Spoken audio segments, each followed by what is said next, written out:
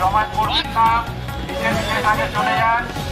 আপনাদের কোনো পারমিশন যদি না থাকে এখানে কেউ জমায়েত করবেন না। আমার বারবার বলা হচ্ছে আপনারা এখানে কেউ অযথা জমায়েত করবেন না, আপনাদের নিজের কাছে নিজের আপনারা চলে যান। যদি জমায়েত করে থাকেন তাহলে কিন্তু আমরা আইনানুগ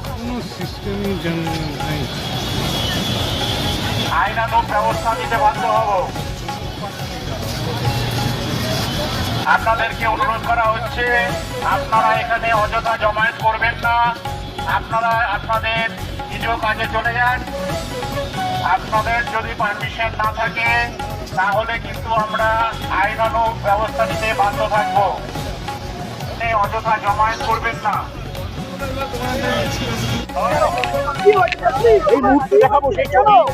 আমি যাবো কেন বলুন আমাকে? আমাকে বলতে আপনি আমি কোথায় যাবো বলুন? আমাকে ধরে দিচ্ছেন কেন?